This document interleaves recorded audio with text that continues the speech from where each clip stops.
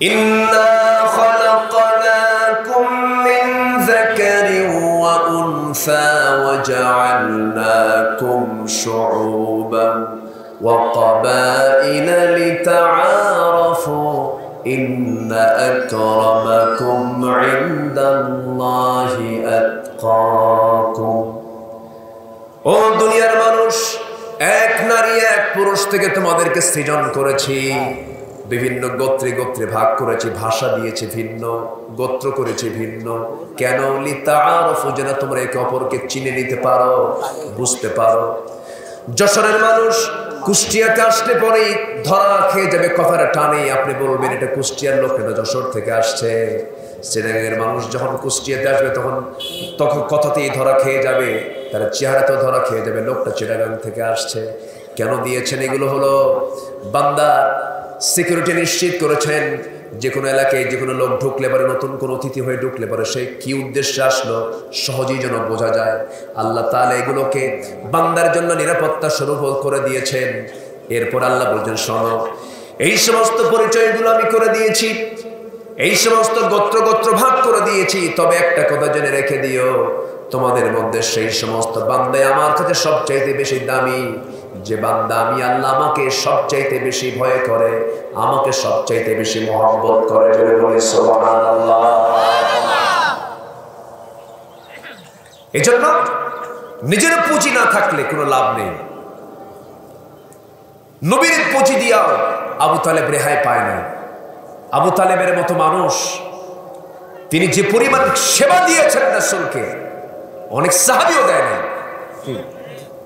আবু তালেব রাসূলকে যে সেবাটা দিয়েছেন, এমন সেবা অনেক সাহাবীও দেয় না। 8 বছর বয়স থেকে শুরু করে নিয়ে একদম 51 বছর পর্যন্ত, 51 বছর আমার নবীজির 51 বছর যখন পূর্ণ হয়েছে, এই সময় পর্যন্ত টোটাল নবীর পাশে একদম প্রাচীরের মতো দাঁড়িয়ে বাতিলদের বিরুদ্ধে মোকাবেলা করেছেন আবু তালেব। রাসূলের গায়ের একটা পশম ছিঁড়তে দেন নাই আবু তালেব। আবু জেহেল রাসূলকে মারতে আসে, আবু তালেব সামনে দাঁড়ায় বলে, আবু জেহেল, দল করি তোর, কিন্তু আমি মুহাম্মদকে খুব ভালোবাসি, একটা আঁচড় দিবি না, খাইয়ে ফেলাম। আল্লাহু আকবার বলবেন না? আবু তালেব এত কিছু করলেন, এরপরেও আবু তালেব জান্নাতি না জাহান্নামী? কেন? কি নাই? ঈমানও নাই, আমল থাক। আমল থেকে তো লাভ নাই, আগে থাকতে হবে কি? ঈমান থাকতে হবে। ইসলাম নাই, ঈমান নাই, ইসলামটা তিনি গ্রহণ করেন নাই। সেই জন্য আমার বন্ধুগণ, সবার আগে নিজের কদমটাকে মজবুত করতে হবে। আমাকে আপনাকে যেতে হবে। 1 নম্বর কাজ আমাদের হবে, মাহফিল সার্থক হবে, মাহফিল কবুল হয়ে যাবে। 1 নম্বর কাজ হলো এনিওয়ে আমাকে এই 2 মাসে কোরআন শিখতেই হবে। জোরে বলি ইনশাআল্লাহ। আমি কিন্তু সময় দিয়েছি আপনাদের আধা মিনিট, 1 মিনিট। ব্রেনে কিন্তু ঘুরতেছে, কি করব, কিভাবে শিখবো, এরকম চিন্তা করতেছেন কিন্তু আপনারা। এখন বলেন, কোরআন কি শেখার সিদ্ধান্ত নেওয়া যায়? যাও, কি সিদ্ধান্ত নেওয়া যায়? যা না পড়লে নামাজ হবে না, যা না শিখলে কোরআন লানত দেবে, যা না শিখলে কোরআন আপনার বিরুদ্ধে রায় দেবে। কোরআন শিখবো আমরা এই 2 মাসে। কারা কারা হাত তুলে দেখেন তো দেখি,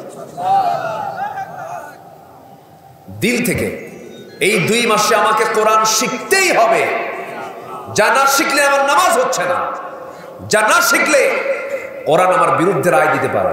একটু হাত তোলেন না দেখি, কারা কারা কোরআনটা শিখবে। যারা পারি তারাও তোলেন, যারা পারেন তারাও তোলেন, যারা না পারেন তারা সিদ্ধান্ত নেবেন যে আমরা 2 মাসে শিখবো ইনশাআল্লাহ। দেখি হাত তোলেন না একটু। আল্লাহর ক্যামেরায় যদি মিস হয়ে যায়, একটু ভালো করে সোজা করে হাত তোলেন।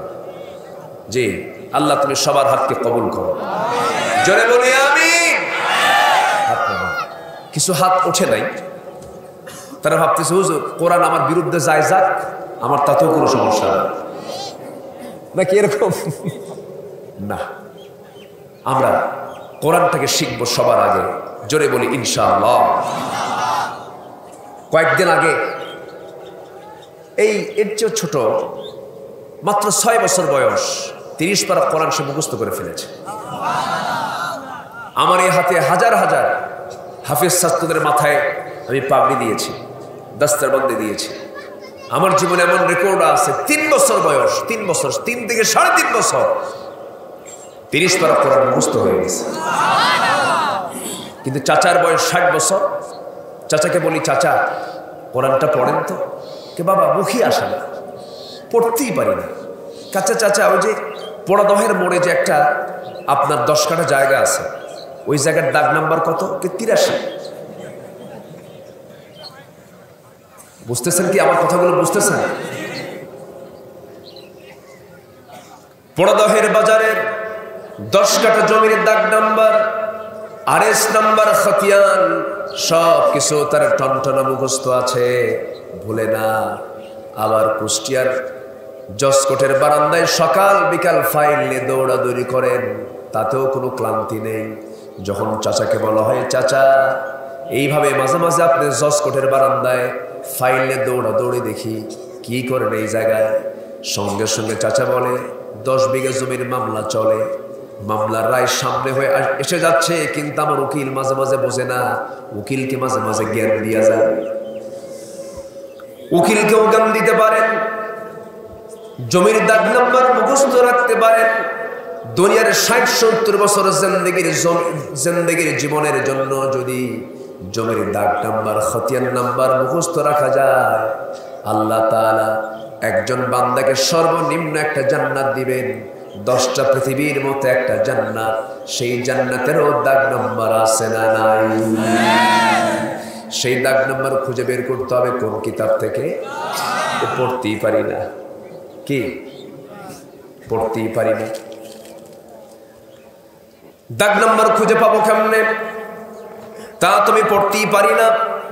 এই জন্য সবার কাছে আমার 1 নম্বর আকুল আবেদন, কারণ আমাদেরকে এই দায়িত্বগুলো আমাদেরকে দেওয়া হয়েছে, এই সচেতনতাগুলো আমাদেরকে অবশ্যই সবাইকে জানাতে হবে। 1 নম্বর আমরা শিখে নেব, সামনে কোরআনের মাস আসতেছে। কিসের মাস আসতেছে বলেন? কোরআনের মাস। সবকিছুর একটা মৌসুম থাকে। যেমন আমার দেশে জামাই দাওয়াত দেয় কোন মাসে বলেন? জামাইকে দাওয়াত দেয় বিশেষ করে কোন মাসে? না না, জ্যৈষ্ঠ মাসে। আম কাঁঠাল ওই খাওয়ায় না মনে হয় না, এদিকে খাওয়ান না আপনারা? হ্যাঁ, প্রচলন কম। মানে জামাই মানে মেয়ে বিয়ে দিয়ে ওই যে বিদায় দিলেন, আর কি আমাদের দিন দেখা হবে নাকি?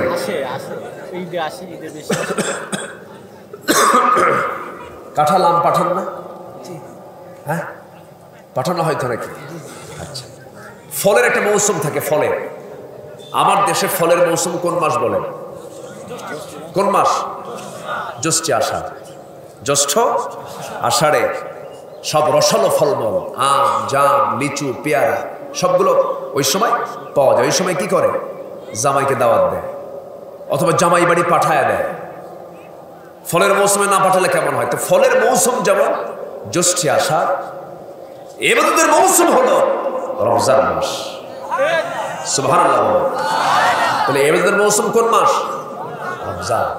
এই মৌসুমটা কেন দিলেন? এই মৌসুম দেওয়ার কারণ হলো ওই মাসে নাজিল হয়েছে কি? কোরআন। তাহলে এই মাসটা কিসের মাস? কোরআনের মাস।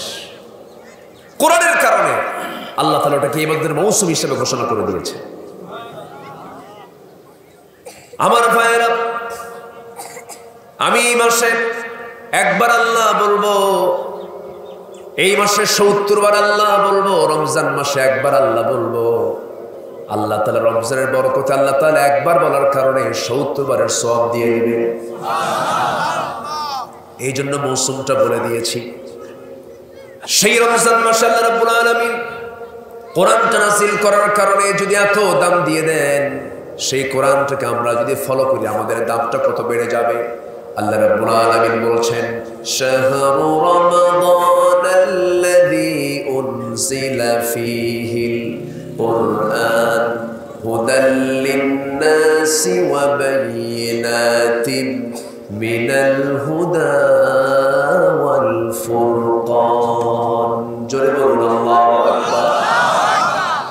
রমজান মাস যাতে আমি কোরআনে কারীম নাযিল করেছি, কোরআনটা কি? ওয়াবাইয়িনাতিম মিনাল হুদা ওয়াল ফুরকান, সত্য এবং মিথ্যার মধ্যে পার্থক্য সৃষ্টি করে দেয় যেই বিষয়, সেটাই হলো ফুরকান। এটার আরেকটা নাম হলো ফুরকান। এই কিতাবের নাম আমরা সবাই জানি কোরআন, আরেকটা নাম হলো ফুরকান। আজকে আমি যে সূরা থেকে কথা বলার ইচ্ছা পোষণ করছি, আমি সেই সূরাটার নাম হলো সূরা ফুরকান। ফুরকান মানে হলো আল ফারকু বাইনাল হক ওয়াল বাতিল, হক এবং বাতিলের মাঝে যে পার্থক্য সৃষ্টি করে দেয়, যেটা দেখলে পরে, যেটা পড়লে পরে বান্দা কোনটা হক কোনটা বাতিল বুঝতে পারে, তার নাম হলো ফুরকান। আল্লাহ রাব্বুল আলামিন সূরা ফুরকানের নামকরণ করেছেন সূরা ফুরকানের প্রথম আয়াত দিয়ে, তাবারাকাল্লাযী নাযালাল ফুরকানা আলা আবদিহি লিয়াকুনা লিল আলামিনা নাযীরা। জোরে বলুন আল্লাহু আকবার। অতীব বরকতময় সেই মহান প্রভু যিনি তার বান্দাকে ফুরকান দিয়েছেন, ফুরকান নামক কিতাব দিয়েছেন। এই কিতাবের আরেকটা নাম কি বলেন? আবার বলেন, আবার বলেন, ফুরকান। এটার নাম কিন্তু ফুরকান। তাহলে যে কিতাব দিয়ে হক এবং বাতিল চেনা যায়, সেই কিতাব দিয়ে কি সমাজে হক প্রতিষ্ঠা করা যায় না? আসতে বলবেন না, যায় না? কোরআনকে নামাজে মানবা, কোরআনকে রোজায় মানবা, কোরআনকে রাষ্ট্রের জায়গায় মানতে চাবা না। রসুলকে নামাজে মানবে, রসুলকে মিসওয়াকে মানবে, রসুলকে পাগড়ি দাড়িতে মানবে, রসুলকে রাষ্ট্র রাজনীতির ময়দানে মানবে না। তুমি ইমানদার নয়, তুমি প্রতারক, তুমি মুনাফিক। আছে না নাই? আসতে বলবেন না, আছে না নাই? আচ্ছা, এটা ইমানদারের চরিত্র নয়। রসুলকে মানতে গেলে সব জায়গায় মানতে হবে। কোরআনকে মানতে গেলে নিজের মতো করে নয়, কোরআনের মতো করে কোরআনকে মানতে হবে। ঠিক কিনা? সম্মানিত ভাইয়েরা, আসুন সেই সূরা ফুরকানের শেষ রুকু থেকে আমি কিছু কথা বলতে চাচ্ছি, যে শেষ রুকুতে আল্লাহ তাআলা তার নিজের আগে পরিচয় দিয়ে তার অনুগত বান্দা কারা, তাদের চরিত্র কেমন, আল্লাহ তাআলা সুন্দর করে তা উপস্থাপন করেছে। একটু যদি সময় লেগে যায় কষ্ট হবে না তো? বলি ইনশাআল্লাহ। আজকে শিশুর হাতে যদি কোরআন দেওয়া থাকতো, আজকে আমরা এই ঘৃণ্য ইতিহাস আমার দেশে যে তৈরি হয়েছে কিছু কিছু, এগুলো আমাদের কানে আসতো না। যেরকম ঐশী নামে একটা মেয়ে ইয়াবার টাকা না পেয়ে পুলিশ এবং তার ইন্সপেক্টর, তার বাবা, পুলিশ ইন্সপেক্টর তার বাবা এবং তার মাকে একই রাতে দুজনকে হত্যা করেছিল। যে ঐশী তার হাতে দিয়েছিল মাদক তুলে, ঐশীর ফাঁসির রায় দিয়েছে, ভালো কথা, কিন্তু ঐশীর হাতে যারা মাদক তুলে দিল তাদেরকে শাস্তি হওয়ার দরকার ছিল কি ছিল না? আজকে কোরআন যদি প্রত্যেকটা শিশুর হাতে যদি প্রথমে তুলে দেওয়া হতো, আজকে সমাজের চিত্র আমরা এমন দেখতে পেতাম না। এই তো মাত্র 7-8 দিন আগের কথা, আমার মাহফিল ছিল চুয়াডাঙ্গা। হ্যাঁ, চুয়াডাঙ্গা মাহফিল ছিল রাতের বেলা। এরকম মাঠ ভর্তি অনেক মানুষ, এলাকার মানুষ তো ইসলাম প্রিয়, আলহামদুলিল্লাহ, জয় বলে আলহামদুলিল্লাহ। তো মাহফিলে আসবো তার আগ দিয়ে এক বাসায় খাওয়া দাওয়া করলাম। এক বেচারি আমাকে বলতেছে, হুজুর আপনার বাড়ি কোথায়? এখানে এসে মাইকে আবার হাত দিল কে? মাইকে হাত দিছে নাকি? আবার হাত দিয়ে না, আপনার হাত দিলে ফ্যাঁস লাগে।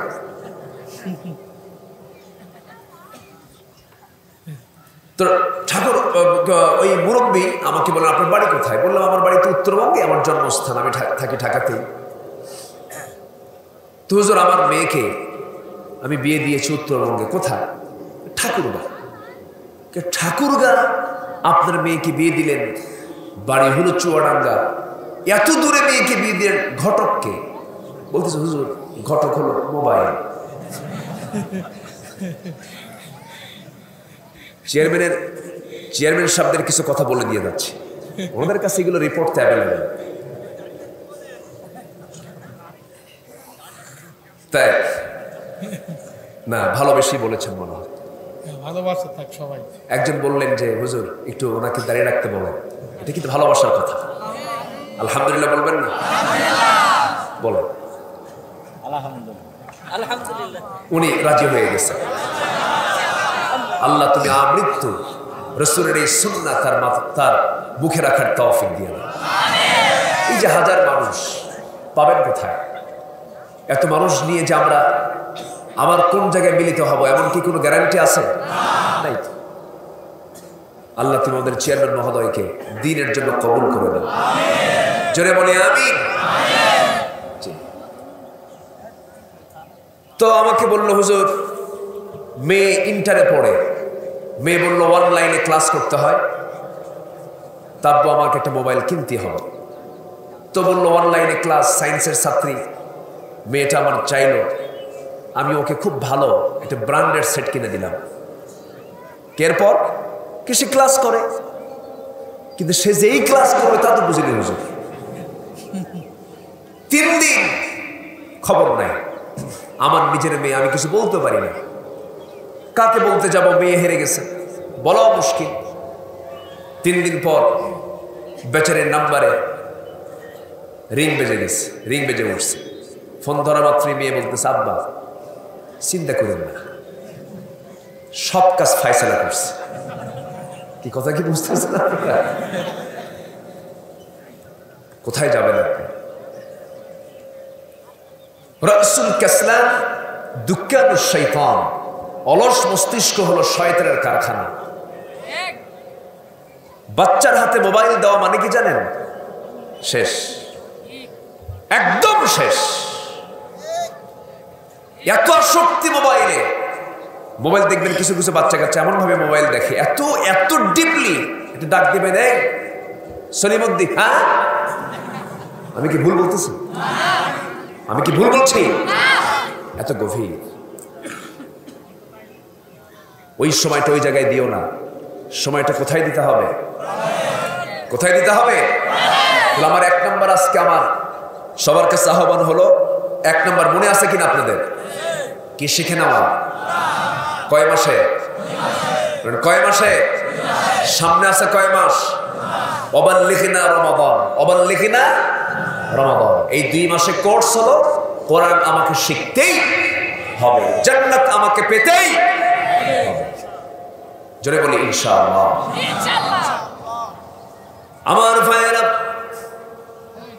কোরআনটাকে আমি যত জানবো, আমি আল্লাহর নৈকট্য তত হাসিল করতে পারবো। আমি আল্লাহকে যত কাছে পেতে চাই, কোরআনটাকে তত গভীরে যেতে হবে, কোরআনটাকে বোঝার চেষ্টা করতে হবে।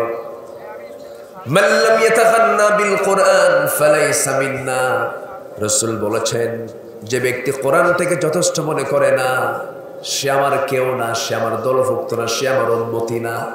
এই জন্য কোরআনটাকে যথেষ্ট মনে করতে হবে। কোরআনটাকে যে কোনো কাজ করতে গেলে কোরআনটাকে আগে আনতে হবে। কোরআনটাকে গাইডলাইন বানাতে হবে, পকেট ডায়েরি বানাতে হবে। ব্যবসা করতে যাব, কোরআনটা খুলবো, ইদা তাদায়ানতুম বিদাইনিন ইলা আজালিন মুসাম্মান ফাকতুবু। বাস, ব্যবসার একটা চুক্তি হয়ে গেল। যখন ব্যবসা করতে যাব তখন ভাবতে হবে, লা তাকুলুর রিবা দাআফান মুদাআফা, আহাল্লাল্লাহুল বাইআ ওয়া হারামার রিবা। যখন আমি আমার পরিবার চালাতে যাব, সেই সময় পরিবারটা কেমন করে চালাবো? সূরা হুজুরাত গুলো পড়তে হবে, সূরা নূহ গুলো পড়তে হবে।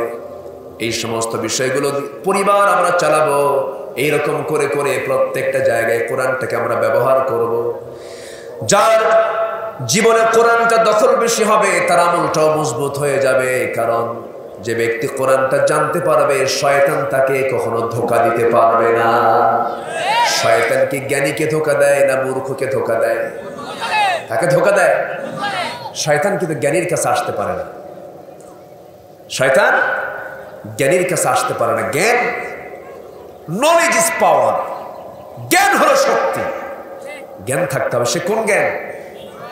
বলেন কিসের জ্ঞান? কোরআনের জ্ঞান।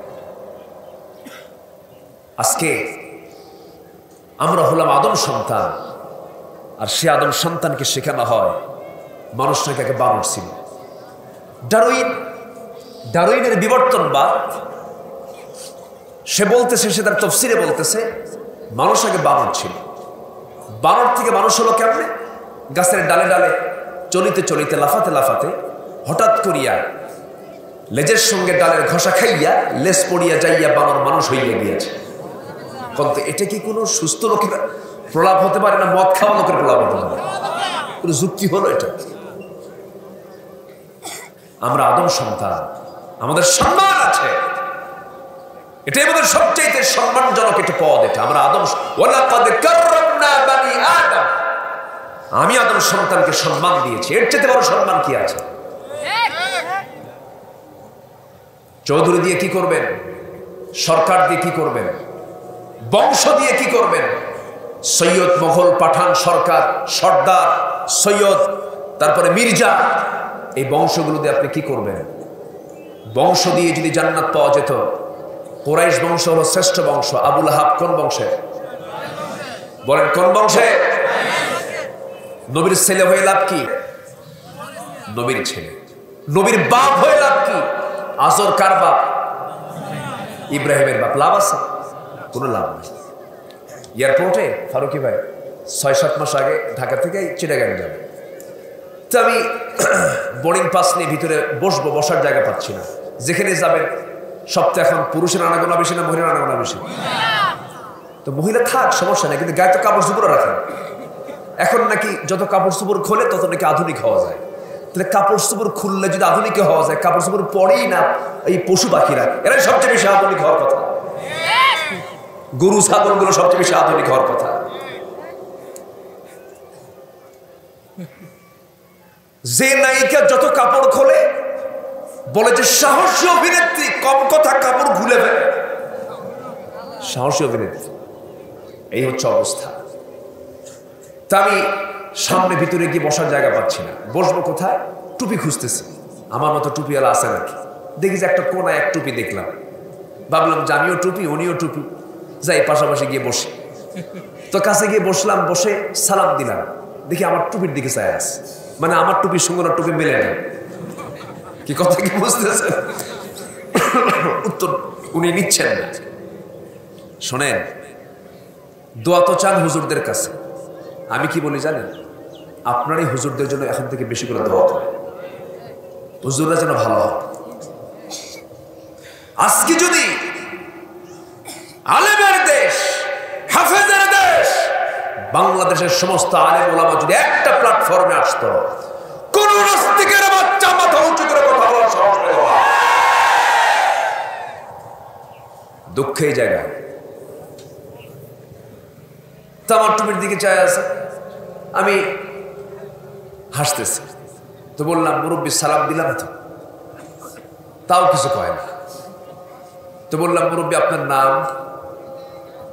এখন উত্তর দেবেই না, এখন শেষে এখন বলে ফেলতেছে আমি হলাম অমক পীরজাদা। যখন বলছে পীরজাদা, তা আমাকে বলতেছে আপনি কে? বললাম আমি হলাম নবীজাদা। কি কথা কি বোঝা গেল?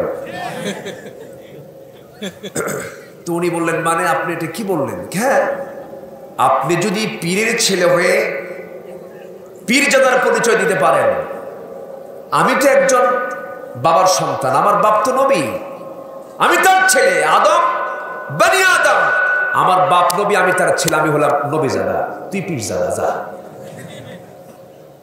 1 ডিগ্রি উপরেই থাকলাম, লাভ কি? কোনো লাভ নাই তো। নবীর সন্তান হয়ে লাভ আছে? সন্তান হয়ে লাভ আছে?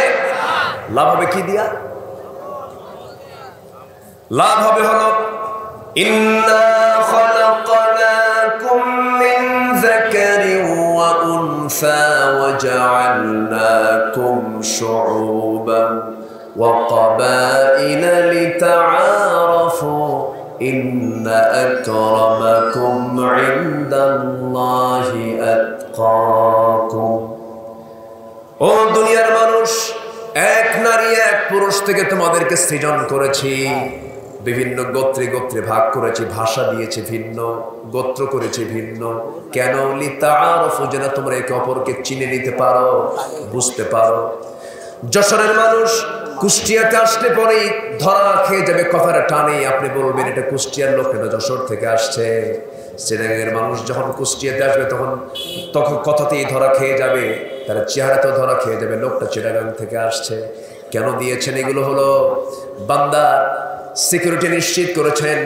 যে কোনো এলাকায় যে কোনো লোক ঢুকলে পারে, নতুন কোনো অতিথি হয়ে ঢুকলে পারে সে কি উদ্দেশ্যে আসলো সহজেই যেন বোঝা যায়। আল্লাহ তাআলা এগুলোকে বান্দার জন্য নিরাপত্তা স্বরূপ করে দিয়েছেন।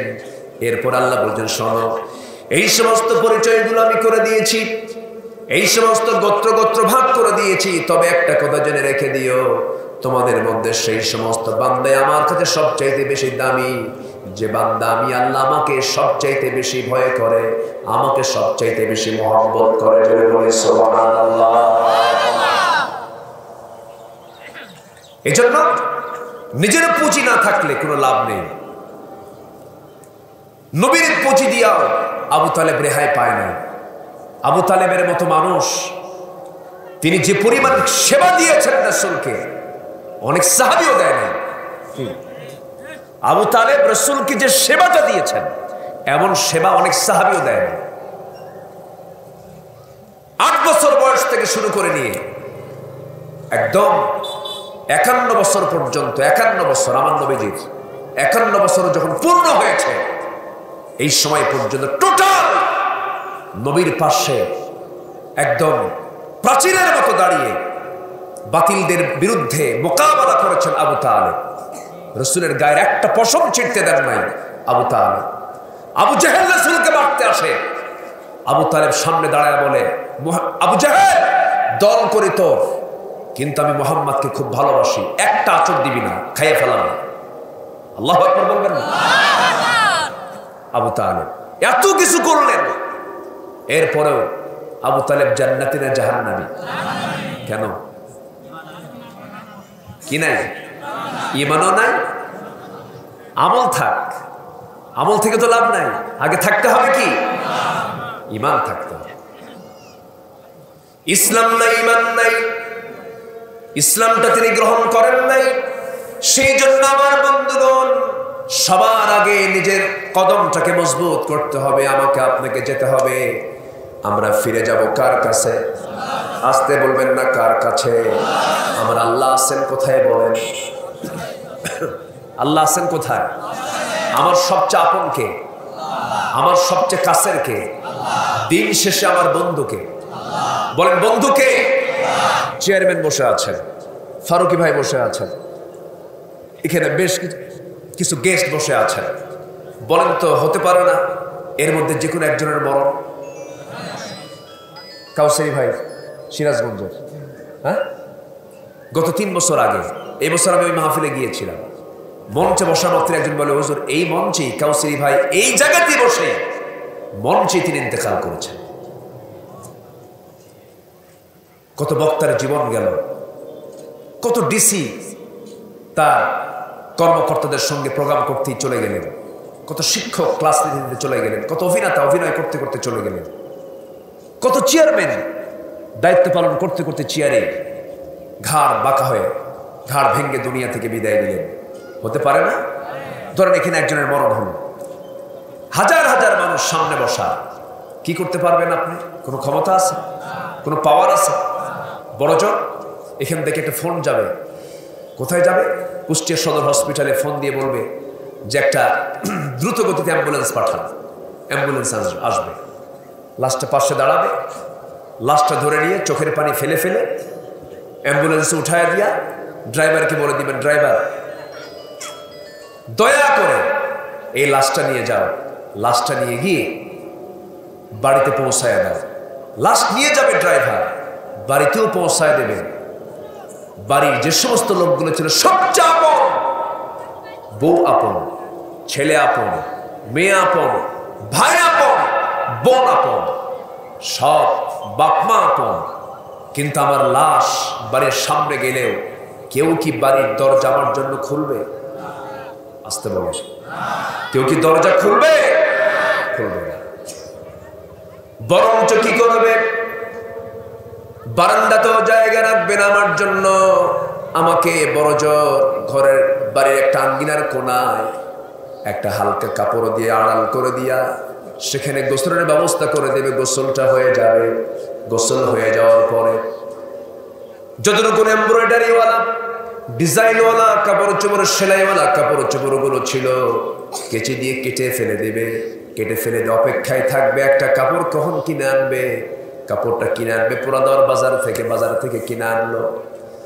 সেলাইও চলবে না, হাত দিয়ে ছিঁড়ে ফেলবি, দুটো অংশ করে ফেলে দিয়া গায়ের সঙ্গে লাগায় দিয়া এই যে জাস্ট পায়ের দিকের একটা অংশে বাঁধন দেবে, মাথার দিকের অংশে বাঁধন দেবে, এতটুকুই এরকম একটা সুন্দর কাপড়ের প্যাকেট করে দিয়া আমাকে সোজা জীবনের শেষ পালকিতে চড়াইয়া দিয়ে আমাকে জানাজার প্রান্তরে নিয়ে নেবে। জানাজা শেষ হয়ে যাবে, টেনে হেঁটে সেই জায়গা থেকে কবরের দিকে নিয়ে চলে যাবে। কবরে শয়ে দেবে, বাঁশ চাপা দেবে, মাটি চাপা দেবে। দিন শেষে একমাত্র কেবলমাত্র শুধুমাত্র বন্ধু আমার কে? আরো জোরে বলেন কে? আল্লাহ। কে বলেছে বউ আপন? কে বলেছে ছেলে আপন? কে বলেছে মেয়ে আপন? কেউ না। এখনই মরবো আমি, সব আমাকে তাড়াহুড়ো করে পাঠিয়ে দেবে কবরের দিকে। অতএব সবার আগে আমরা পরিচয় নেব কার? যিনি আমার এক নম্বর বন্ধু, তার পরিচয় তাকে নেওয়া দরকার। আল্লাহ তাআলা সূরা ফুরকানের শেষ রুকুতে তার পরিচয়টা আগে দিচ্ছেন। কি কি বড় পরিচয় তার! দেখেন, আমরা যেখানে বসে আছি, এই যে আমরা আলো দেখতে পাচ্ছি, আপনি আমাকে দেখতে পাচ্ছেন, আমি আপনাকে দেখতে পাচ্ছি, এটা কিসের আলো? বলেন কিসের আলো? সূর্য যে জ্বলতেছে, আলো দিচ্ছে, এটার পিছনে কি জ্বালানি খরচ হয় না? আসতে কয় কে খরচ করে? এটা কি মনে থাকে আমাদের? মনে থাকে না। এই সূর্যটা এত বড়, পৃথিবী 228টি দেশ। কটা দেশ?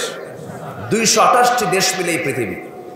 228টি দেশের এরিয়া হলো 50 কোটি 10 লক্ষ বর্গ মাইল। এই বিশাল এরিয়া,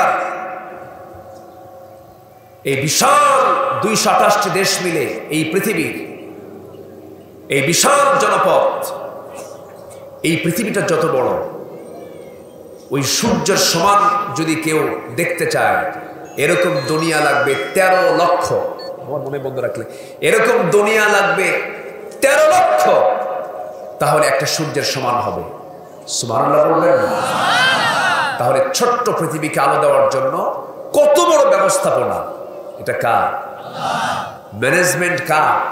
আল্লাহ। ছোট্ট পৃথিবীকে বাঁচানোর জন্য 13 লক্ষ গুণ বড় একটা জ্বালানি সূর্য আল্লাহ তাআলা তাপ দিয়ে যাচ্ছেন। কোনোদিন কি বন্ধ আছে? জ্বালানির সংকট, বিদ্যুৎ সংকট, বিশেষ দ্রষ্টব্য আসমান থেকে আওয়াজ নাজিল হলো, একটা সাউন্ড আসলো যে আগামী 3 মাস জ্বালানির সংকটের কারণে সূর্য উদয় হবে না, অস্ত যাবে না। পৃথিবী বাস্তব তো মনে হয় নাকি? বাস্তব পৃথিবী? বাস্তব। কি সুন্দর করে আল্লাহ তাআলা ম্যানেজমেন্ট করেছে। সম্মানিত ভাইয়েরা, এরপরে এই সূর্যটা এত বড়, আমরা রাতের বেলা যে খোলা আকাশের দিকে তাকাই, সবচেয়ে বড় যে অংশটা পাই সেটা হলো চাঁদ। চাঁদের দেশে কিন্তু আমরা গিয়েছি। এই পৃথিবীর মানুষ কিন্তু চাঁদের দেশ সফর করেছে, মঙ্গল গ্রহও গেছে। মঙ্গল গ্রহে কিছু জায়গাটাকেও কিনছে অনেকে, মানে ওখানে গিয়েও থাকতে চায়। আচ্ছা, থাকো, সমস্যা নাই। এই লোক যদি চিন্তা করে যে চাঁদও দেখলাম, মঙ্গল গ্রহ দেখলাম, একটু তারকার দেশে যাব, তারকার দেশে একটু বেড়াবো। আমরা চাঁদের পিছনে, চাঁদের একটু দূরেই আমরা দেখতে পাই জোনাকির মতো মিটিমিটি করে জ্বলা কিছু আলো। এগুলোকে আমরা কি বলি? তারকা বলি। এই তারকা কি চাঁদের চাইতে ছোট না বড়? সূর্যের চাইতেও বড়। ব্যাটেল জুইস নামে একটা তারকা আছে, যে তারকাটা সূর্যের চাইতে 33 কোটি গুণ বড়। কটা তারকা? একটা তারকা সূর্যের চাইতে কত কোটি গুণ বড়? 33 কোটি গুণ বড় একটা তারকা। এক একটা গ্যালাক্সির ভিতরে, এক একটা গ্যালাক্সি 50 বিলিয়ন করে তারকা আল্লাহ তাআলা রেখে দিয়েছেন। 1 বিলিয়ন সমান হলো 100 কোটি। 1 বিলিয়ন সমান 100 কোটি 50 বিলিয়ন করে তারকা আল্লাহ তাআলা এক একটা গ্যালাক্সির মধ্যে রেখেছেন। সুবহানাল্লাহ বলবেন না? আচ্ছা, এখন চাঁদ দেখলাম, তারপরে মঙ্গল গ্রহ দেখলাম। যদি কেউ একটু তারকা দেখতে চায়, তারকার দেশে যদি কেউ সফর করতে চায়, সায়েন্স বলতেছে পৃথিবীতে সবচেয়ে নিকটবর্তী তারকা হলো প্রক্সিমা সেন্ট্রাই। এই প্রক্সিমা সেন্ট্রাই নামক তারকার দেশে যদি কেউ যেতে চায়, এই বর্তমান যুগের এই সমস্ত ফ্লাইট দিয়ে হবে না, বিমান দিয়ে হবে না, তাকে নভোযান একটা রেডি করতে হবে। নভোযান দিয়ে সে চেষ্টা করতে পারে। এখন পৃথিবীর সবচেয়ে দ্রুতগামী নভোযান হলো অ্যাপোলো 11, যার গতি হলো প্রতি ঘন্টায় 39,000 কিলোমিটার। মানুষ বানাইছে, কিন্তু প্রতি ঘন্টার গতি কত? 39,000 কিলোমিটার। এই বেগে যদি কেউ যেতে চায়, ওই অ্যাপোলো 11 চড়ে ওই প্রক্সিমা সেন্ট্রাই নামক চাঁদের তারকার দেশে তার সময় লেগে যাবে হলো 1,15,000 বছর মাত্র। যাবেন কারা কারা? হাত তোলেন। হ্যাঁ, বাঁচবেন কয়দিন, যাবেন কোন দিন? ওই যে বলতে বাঁচবো 60 বছর, কোন দিন যাবেন? আচ্ছা, আমি কি আলোচনা শেষ করে দেবো নাকি? দুই একজন করে যে ওঠে, কি সমস্যা? কোনো সমস্যা নেই, বসেন। মাহফিলে বসে যদি মজা না পাওয়া যায়, কোরআনের আসরে বসে যদি মজা না পাওয়া যায়, সেজদা দিয়ে যদি তৃপ্তি না পাওয়া যায়, কোরআন তেলাওয়াতে যদি চোখের পানি না আসে, ভাবতে হবে নফসের ভিতরে শয়তান বড় ধরনের আসর করছে। আমি আর বোঝানোর ভাষা নাই, একটু মেহেরবানি করে বসুন, একটু সময়, আর কিছু সময় আমরা আজান হতে দেবে, এরপর আমরা শেষের দিকে আস্তে আস্তে চলে যাব। জোরে বলি ইনশাআল্লাহ। তাহলে এই প্রক্সিমা সেন্টারে যেতে যদি 1,15,000 বছর লাগে, আমরা আল্লাহ কত আসমানের উপরে? কয় আসমান উপরে বলেন? তাহলে কি এই অ্যাপোলো 11 দিয়ে যাওয়া সম্ভব? তাহলে আল্লাহকে আপনি খুঁজে পাবেন কেমন?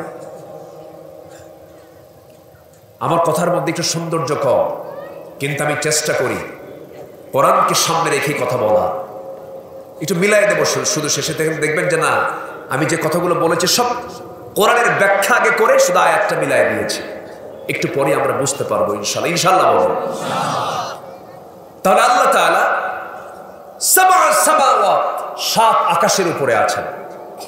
আমরা প্রক্সিমা সেন্ট্রাই নামক এই তারকার দেশেই যেতেই যদি আমাদের 1,15,000 বছর লাগে, তাহলে কি আমাদের ফ্লাইটে কি আল্লাহর কাছে সাক্ষাৎ করা সম্ভব?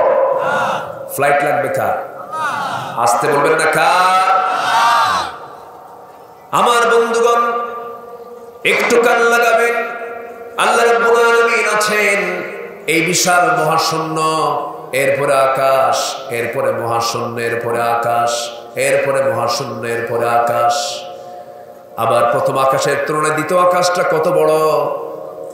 মরু সাহারার মধ্যে যদি কেউ চলতে নিয়ে হাত থেকে আংটি যদি ফেলে দেয়, মরু সাহারার তুলনায় আংটি যেমন ছোট, দ্বিতীয় আকাশের তুলনায় প্রথম আকাশ তেমনই ছোট। এরকম করে বড় বড় বড় বড় 7 আকাশের উপরে আল্লাহ তাআলার আরশ আযীম, ওয়াসি'a কুরসিয়ুহুস সামাওয়াতি ওয়াল আরদ ওয়া লা ইয়াউদুহু হিফযুহুমা আর-রাহমানু আলাল আরশি ইস্তাওয়া। সেখানে তিনি সমাসীন আছেন, কিন্তু আল্লাহ বলছেন, বান্দারে আমার সঙ্গে সাক্ষাৎ হবে একটা সহজ পদ্ধতি, সেটা হলো আজান যখন হয়ে যাবে তুই নামাজে দাঁড়াবি, আমি আল্লাহ নিজে তোর সামনে দাঁড়ায়া যাব। 1 নম্বর কাজ হলো আমরা কোরআন শিখবো, নাম্বার 2 হলো আল্লাহর সঙ্গে কথা বলবো। কি দিয়া? নামাজ পড়বেন 5 ওয়াক্ত। কারা কারা একটা হাত তুলে দেখান দেখি। দেখেন তো হাত তুললো না কারা কারা? এরকম কেউ আছেন নাকি যে আল্লাহ কবুল করুন? জোরে বলি আমিন। হাত তুলুন। কষ্ট পেলেন? তাহলে 2টা কাজ শিখলাম। কটা কাজ বলেন? একটা হলো আগামী 2 মাসে কি শিখবো, নাম্বার 2 হলো কোরআন দিয়ে কি করব? নামাজ পড়বো। কার সঙ্গে কথা বলবো? কার সঙ্গে দেখা করব? আল্লাহর সাথে। আমার ভাইরা, সে আল্লাহ আরশ আজিমের মেহমান যদি আমরা হতে চাই, আমার নবী আরশ আজিমের মেহমান হয়েছেন, আমরা যদি আরশ আজিমের আশেপাশে যদি যেতে চাই, যেমন করে দোয়া করেছেন আসিয়া, তার মতো দোয়া আমাদেরকে শিখতে হবে। আল্লাহ তাআলা আসিয়াকে তাওরাত কিতাব দিয়েছিলেন। তিনি মুসার সময়, মুসার তিনি উম্মত ছিলেন, আল্লাহর দিন গ্রহণ করেছিলেন, তার কিতাব ছিল তাওরাত। কিন্তু সাল্লাল্লাহু এমন দোয়া করেছিলেন যে দোয়াটা আল্লাহ রাব্বুল আলামিন কোরআনে কারীমের মধ্যে সে আয়াতটা কোট করে দিয়েছেন। জোরে বলি সুবহানাল্লাহ। আল্লাহকে তিনি কত কাছে টেনেছিলেন। অনেক মা বোন আজকের মাহফিলে আসছেন, মা বোনদেরকে উদ্দেশ্য করে এই কথাটা বলতে চাই, আসিয়ার স্বামীটা বড় ভালো না বড় খারাপ? বড় ভালো না বড় খারাপ? বড় খারাপ মানুষ ছিল। এই জঘন্য চরিত্রের জঘন্য একজন মানুষের স্ত্রী ছিলেন আসিয়া আলাইহিস সালাতু ওয়াস সালাম। কিন্তু সেই ঘরে থেকেও ওই যুগের ফার্স্ট লেডি ছিলেন আসিয়া আলাইহিস সালাতু ওয়াস সালাম। একটা রাষ্ট্রের রাষ্ট্রপতির বউ মানে কি, তার দাম কি কম নাকি? চেয়ারম্যান বড় না চেয়ারম্যানের বউ বড়? হ্যাঁ, এই তো মুরব্বী ঠিক করছে। আপনি যত বড়ই হুজুর হন না কেন, বইয়ের কাছে হুজুরগিরি করা কঠিন। তুমি কত বড় হুজুর জানা আছে, বসো। কি কথা বলছেন? আসিয়ার মতো নারী এত বড় একটা পদ পাওয়ার পরেও যখন তার সামনে আল্লাহর পরিচয় মিলে গেল, আল্লাহকে যখন পেয়ে গেলেন, তিনি দিন গ্রহণটা করে নিলেন, আল্লাহকে কাছে টেনে নিলেন। ফেরাউন বলছে, আসিয়া তোমাকে এত বড় পদ দিলাম, এত বড় সম্মান আমি তোমাকে দিয়ে দিলাম, এই রাষ্ট্রে তুমি সেকেন্ড নাগরিক, তুমি আমার কেশ ছেড়ে, আমার রাষ্ট্রকে ছেড়ে তুমি মুসার দিন গ্রহণ করলে, তোমাকে এই বিষয়টা তোমাকে ভাবতে হবে, তোমাকে চেঞ্জ করতে হবে। আসিয়া বলছেন, আমার স্বামী গো, যে সত্যের সন্ধান পেয়েছি, দুনিয়া থেকে বিদায় নেব, তবু আল্লাহর দিন থেকে এক চুল পরিমাণ নড়ব না। আমি আসল বন্ধুর খোঁজ পেয়ে গেছি, আসল মাওলার খোঁজটা পেয়ে গেছি। ও ফেরাউন, তুমি আমাকে কি করবে জানি না। ফেরাউন বলছে, আসিয়া শোনো, আমার পুরোপুরি পাকা সিদ্ধান্ত হামানদের সঙ্গে পরামর্শ হয়ে গেছে। বুকের শত্রু বড় শত্রু, তুমি যদি আল্লাহর দিন না ছেড়ে দাও, মুসার ধর্ম না ছেড়ে দাও, আমি তোমাকে দুনিয়া থেকে বিদায় করে দেব। আসিয়া বলছেন, আমার স্বামী আমার পক্ষ থেকে চূড়ান্ত কথা শুনে নেন, আমি সম্মান রেখেই কথা বলছি, আমি হাসতে হাসতে মৃত্যুর দিকে চলে যাব, আল্লাহর সান্নিধ্যে চলে যাব, তবে আমি আল্লাহর দিন থেকে এক চুল পরিমাণ নড়ব না। সূরা তাহরিমের তাফসীরে এসেছে, ইবনে কাসির সহ অধিকাংশ তাফসীর গ্রন্থের ব্যাখ্যায় এই কথাটা এসেছে। ফেরাউন করলো কি, জল্লাদকে করাত দিয়ে তার সামনে পাঠানো হলো। জল্লাদ চলে গেল, হিংস্রতা নিয়ে তার সামনে যখন করাতটা তার মাথায় রাখবে, এমন সময় আলাইহিস সালাতু ওয়াস সালাম চুল পরিমাণ কোনো ভয় করলেন না। সেই সময় তিনি সর্বশেষ আসমানের দিকে তাকিয়ে আল্লাহকে লক্ষ্য করে আল্লাহকে কত কাছে টেনে নিয়েছেন, কত দূরে তিনি আছেন, আর রহমানুল আরশে ইস্তাওয়া, অথচ তিনি সুন্দর করে দোয়া করছেন কাছে টেনে নিয়ে, রব্বি বিনিলি ইনদাকা বাইতান ফিল জান্নাতি ওয়া নাজ্জিনি মিন ফিরআউনা ওয়া আমালিহি। আল্লাহ তাআলা, তুমি আমার জন্য রব্বি বিনিলি ইনদাকা, আমার জন্য বানিয়ে দাও, ইনদাকা তোমার কাছে, বাইতান একটা ঘর, ফিল জান্নাত জান্নাতের মধ্যে, জান্নাতের মধ্যে বেশি ঘর দিও না, বুয়ুতান বহু বচন, বাইতান এক বচন, একটা ঘর তুমি আমাকে দিবা জান্নাতের মধ্যে। শর্ত হলো তোমার ঘরের দেওয়ালের সঙ্গে যেন আমার ঘরটা হয়। যেরকম সুবহানাল্লাহ। ইনদা কাকে বলে? ইনদাকা, এই যে আমার পাশে যে ফারুকি ভাই বসে, এটা হচ্ছে ইনদা।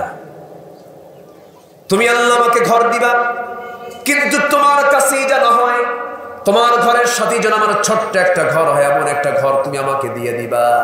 আলাইহিস সালাতু ওয়াস সালাম আল্লাহকে এত কাছে টেনে নিয়েছেন বলে আল্লাহ তাকে এত কাছে নিয়েছেন। জোরে করুন সুবহানাল্লাহ। আমরা সবচেয়ে কাছে টেনে নেব কাকে? আসতে বলবেন না, কাকে? আল্লাহ নিজে বলছেন, ইদা তাকাররাবাল আবদু ইলাইয়া, যখন কোনো বান্দা আমার দিকে আসতে চায় হেঁটে হেঁটে, আমি তার দিকে দৌড়ে দৌড়ে যাই। যখন কোনো বান্দা আমার দিকে এক হাত আগায়, আমি তার দিকে 10 হাত আগাই। ও বান্দা, আমি তোকে মাফ করার জন্য প্রত্যেক রাত্রে আমি সাত আসমান থেকে আর শাজিম থেকে ফিস সামাইদ দুনিয়া, দুনিয়ার আকাশে এসে আমি তোকে মাফ করার জন্য বলি, কে আছো আমার কাছে মাফ চাবে, আমি তাকে মাফ করে দেব। আলা মিন মুস্তাগফিরিন ফাগফির লাহ, কোন ক্ষমা প্রার্থী আছো আমার কাছে ক্ষমা চাবে, আমি তাকে মাফ করে দেব। তাহলে আমাকে সবার আগে ধর্ণা দিতে হবে কার কাছে? আসতে বলবেন না, কার কাছে? আল্লাহর কাছে। নামাজ শুরু করব কি দিয়া? জোরে জোরে জোরে জোরে। আজান শুরু করব কি দিয়া? জানাজা শুরু হবে কি দিয়া? সমাজে মাঠে ময়দানে স্লোগান হবে কি দিয়া? নামাজে আল্লাহু আকবার বলবা, জন্মে আল্লাহু আকবার বলবা, আজানে আল্লাহু আকবার বলবা, জানাজা আল্লাহু আকবার বলবা, কিন্তু মাঠে ময়দানে আল্লাহু আকবার বলতে দিবা না। তোমরা সব ফিরআউনের প্রেতাত্মা। এরকম বদমাইশ কিছু আছে না নাই? বলে নারায়ে তাকবীরের স্লোগান নাকি দলীয় স্লোগান? এই স্লোগান সবাই দিতে পারবে না। নারায়ে তাকবীরের স্লোগান যদি দলীয় স্লোগান হয়, এই বিতর্ক যারা করেছ তাদের জানাজা নিয়েও বিতর্ক হবে। তাদের জানাজা না দিয়ে কুত্তা বিলাইয়ের মতো বিদায় করতে হবে নাকি? বেয়াদব কিছু আছে না নাই? আমাদের সজাগ থাকতে হবে। আমরা সজাগ থাকবো। জোরে বলি ইনশাআল্লাহ, আর জোরে বলি ইনশাআল্লাহ। আমি লক্ষ্য করছি আজকের মাহফিল অনেক যুবকরা আছে, আলহামদুলিল্লাহ। যে মাহফিলে যুবক বেশি থাকে সেই মাহফিলে বরকত বেশি। বলি আলহামদুলিল্লাহ। যুবকদের উপস্থিতি বেশি না আজকের মাহফিলে? আল্লাহ তুমি কবুল করো। জোরে বলি আমি। যুবকরা তোমাদের যৌবনকে কাজে লাগাবে। 3টা কাজ করবা। 3টা কাজ আমি শিখে দিয়ে যাচ্ছি। এই 3টা কাজ করলে আল্লাহ তাআলা তোমার রিজিককে আল্লাহ তাআলা ডাবল করে দিবেন। রিজিক কি হয়ে যাবে? ডাবল হয়ে যাবে। শুনবা? হ্যাঁ শুনবা? 1 নম্বর হলো তাড়াতাড়ি বিয়ে করো। দেখছেন কয় আমি নেই, মোজদারি কিন্তু হয় না। ঠিক আছে, সমস্যা নাই, বিয়ে করতে হবে। বিয়ে করলে বরকত কমে না বাড়ে? বরকত কমে না বাড়ে? যখন বলা হয় বিয়ে করো, কি করে খাওয়াবো? বউ কি হাতি? বউ হচ্ছে ইমানের পাহারাদার। বউকে সাথে নিয়ে যাবেন, কোনো ফিতনা হবে না, কোনো মহিলার দিকে আপনার নজরও যাবে না। বউ পাশে থাকলে তো কঠিন ব্যাপার, ওতে বিশাল বড় দারোগা, অসম্ভব ব্যাপার। যদি হঠাৎ করে নজর যায়ও আর বউ যদি আপনার দেখে ফেলে, কিছু বলবে না সারাদিন। সন্ধ্যার সময় যদি একটু ডাক দেন, নার্গিস এদিকে আসো তো, তোমার নার্গিস ছায়া থাকবে আরেকদিকে, বুঝলেন না? এই জন্য ইমানের পাহারাদার, হ্যাঁ ইমানের পাহারাদার। এই জন্য বিয়ের কথা বলেছি। আরো 2টা আছে, বলতেছি। যুবকরা যৌবনকে নষ্ট করবা না। আলিয়া তোমাকে ফোন দেবে, নার্গিস তোমাকে ফোন দেবে, সুইটি তোমাকে ফোন দেবে, বলবে ইন্না খাফুল্লাহ, আমি কাকে ভয় করি? আল্লাহকে ভয় করি। মিস কল মারা যাবে না, খালি মিস কল মারে। হুজুর মিস কল তো কোরআন শরীফে আসছে, কোথায়? ফামাইয়া আমাল মিস কল, যেরকম নাউজুবিল্লাহ, এগুলো করা যাবে না। তাহলে সূরা ফুরকানের মধ্যে আমরা শেষ রুকুতে প্রথমে পরিচয় পেয়েছি কার? আল্লাহ তাআলা তার পরিচয় দিতে গিয়ে সূর্যের কথা বলেছেন। দেখেন আমি যে আগে আলোচনাগুলো করলাম, তাবারাকাল্লাযী জাআলা ফিস সামাই বুরুজাম ওয়া জাআলা ফিহা সিরাজাম ওয়া কামারাম মুনির। অতীব বরকতময় সেই মহান প্রভু, যিনি আকাশে রেখেছেন অসংখ্য গ্রহরাজি, এর মাঝে রেখেছেন প্রদীপ্ত সূর্য এবং রেখেছেন রাতের আলোকিত চাঁদ। আমি কি সূর্য এবং চাঁদের কথা কি বলছি কিছুক্ষণ আগে? তাহলে কোরআনে আছে না নাই? আচ্ছা, এরপর আল্লাহ তাআলা বলছেন হুয়াল্লাযী জাআলাল লাইলা ওয়ান নাহারা খিলফাতান। তিনি সেই মহান প্রভু যিনি দিনকে রাতের স্থলাভিষিক্ত করেছেন। খিলফা করে দিয়েছেন, স্থলাভিষিক্ত করে দিয়েছেন। কার কথা? এমন বড় পরিচয় পৃথিবীর কেউ দিতে পারবে? জো বাইডেন, ভ্লাদিমির পুতিন পারবে? নরেন্দ্র মোদী পারবে? এমন পরিচয় দেওয়ার যোগ্যতা একমাত্র কার? সে আল্লাহর জমিনে থেকে, আল্লাহর আকাশের নিচে থেকে আল্লাহর আইনের বিরুদ্ধে যারা কথা বলো, সুযোগ আসবে, সুযোগ আসবে। 1 মাঘে শীত যায় না, 1 মাঘে শীত যায় না। আসামি সবাই আসামি, সমান চোখে দেখেন, কিন্তু দুশ্চরিত্রা যাদের জীবন হলো লাম্পট্য জীবন, তারা কোর্টে হাজিরা দিতে যায় হাতে রং লাগানো মেহেদি নিয়ে। আর 30 পারা কোরআন যাদের সিনায় থাকে, তাদের হাতে থাকে হাত কড়া, আর পরনে থাকে ডান্ডা বেড়ি। জবাব দিতে হবে কিয়ামতের ময়দানে।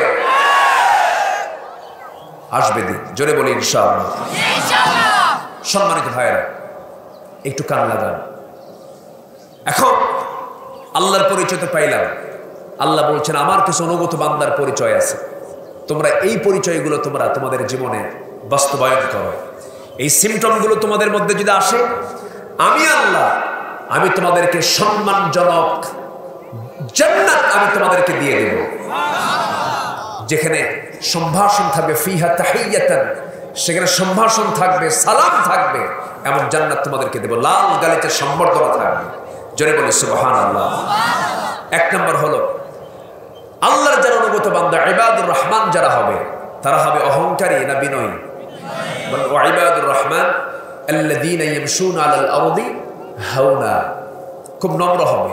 ওয়া ইযা খাতাবাহুমুল জাহিলুনা ক্বালু সালামা, জাহেলদের সাথে যখন মিলিত হবে তখন তারা কি করবে? মারামারি করবে না সালাম দেবে? ইমানদার কি? ইমানদার কি তাদের মুখ থেকে কি ফাহিশা কথা বলে, না মুক্তোর দানার মতো কথা বলে? মুক্তোর দানার মতো কথা বলবে। একটা কথা বেফাস মুখ থেকে বের হবে না ইমানদারের মুখ থেকে। এটা হচ্ছে ইমানদারের জবান। বলি আল্লাহু আকবার। আল্লাহ বলছেন তুমি এই গুণগুলো অর্জন করো। নাম্বার 3, তোমাকে সেই গুণ, এই যে সমস্ত গুণগুলো আমি দিয়েছি, এই গুণগুলো যদি অর্জন করতে পারো, আমি তোমাকে সম্মানজনক জান্নাত দেব।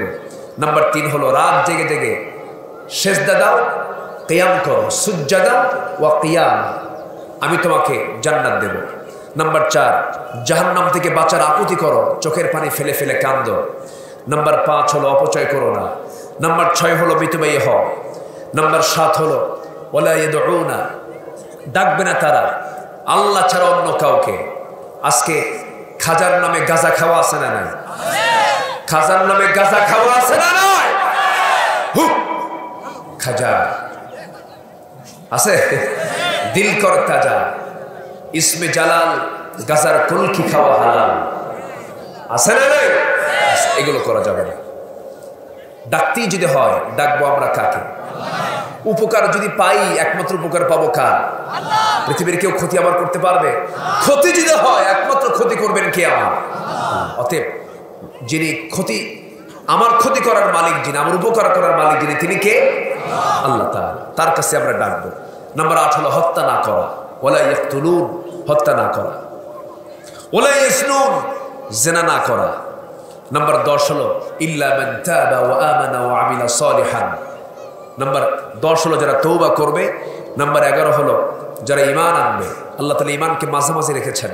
অনেক আয়াতে এরকম, যেরকম ওয়ালতাকুম মিনকুম উম্মাহ কুনতুম খায়রা উম্মাতিন উখরিজাত লিন-নাসি তা'মুরুনা বিল মা'রুফ ওয়া তানহাউনা আনিল মুনকার ওয়া তু'মিনুনা বিল্লাহ। আল্লাহ তাআলা ঈমানের কথা মাঝে মাঝে মাঝখানে বলেছেন, এখানে আল্লাহ তাআলা সেই ভঙ্গিতেই বলছেন। নাম্বার 12 হলো নেক আমল করা। নাম্বার 13 হলো মিথ্যা সাক্ষী না দেওয়া। এতে তো আমাদের দেশে নাই বললেই চলে, আছে। মিথ্যা সাক্ষী দিয়া মামলার রায়টা নেওয়ালেন, বেচারা জেল খাটলো, বইয়ের হক আদায় করতে পারলো না, সন্তানের হক আদায় করতে পারলো না, আপনাকে আল্লাহ তাআলা উপর করে জাহান্নামে ঢোকাবে। এরকম নিরাপরাধী মানুষ আছে না নাই? অনর্থক কথা কর্মকে এড়িয়ে যাওয়া। নাম্বার 15 হলো আল্লাহ স্মরণে অন্ধ বধিরের মতো না হওয়া। আল্লাহ স্মরণ করতে হবে, উঠা বসা সব জায়গায়, মুখে থাকতে হবে লা তুকসিরুল কালামা বিগাইরি যিকরিল্লাহ, তোমার মুখের কালাম যেন আল্লাহর জিকির ছাড়া অন্য কিছু বেশি না হয়। সবচেয়ে বেশি আওয়াজ থাকবে মুখে কার নাম? আল্লাহ। নাম্বার 16 হলো পরিবারের জন্য দোয়া করা। পরিবারের জন্য কি করা? খালি পরিবারের জন্য সম্পদ কামাই করে রেখে গেলে হবে না, তার জন্য কি করা? দোয়া করা। রব্বানা হাব লানা মিন আজওয়াজিনা ওয়া যুররিয়াতিনা কুররাতা আয়ুন ওয়াজআলনা লিল মুত্তাকিনা ইমামা। নাম্বার 17 হলো মহা পুরস্কার আল্লাহ তাআলা দিবেন। আরেকটা কাজ হলো সবর, যারা ধৈর্য ধরবে। আমরা ধৈর্য ধরব জীবনের এক জায়গায় না, সব জায়গায়। একটা পরিবার গড়তে গেলেও ধৈর্যের দরকার আছে না নাই? বউ পালতে গেলেও ধৈর্যের দরকার আছে না নাই? এমন কোনো দিন নাই ফোনে আসে না, এই জাতীয় ফোন রিং আসে না, মোবাইল করে বলে হুজুর কাম তো সারছে কি, মার্ডার কেস, বউ তালাক দিয়ে দিচ্ছে। হুজুর বউটা আমার খুব ভালো। বউ ভালো তো তালাক দিলে, হুজুর খুব রাগ উঠছিল, রাগের মাথায় তালাক দিলে কি তালাক হয়? এখন ফতুয়া জিজ্ঞাসা করতেছে। তা আমি উত্তরে বলি, আচ্ছা কেউ কি তার বউ কি খুশি হয় তালাক দেয়? ময়না রাগ কইরো না, তালাক। এরকম বলে? এরকম বলে নাকি? রাগের মাথায় তো হয়, রাগের মাথায় তো খুন হয়। অসংখ্য পরিবার আছে যারা স্বামী স্ত্রীর পরিচয় দিয়ে সংসার করছে, কিন্তু তাদের সম্পর্ক হচ্ছে বিয়ের নয়, জিনার সম্পর্ক, তালাক হয়ে গেছে। ঠিক কিনা? এখানে শুধু ধৈর্যের অভাব। কিসের অভাব? ধৈর্যের অভাব। এই জন্য ধৈর্যটা বিশাল বড় একটা দিক।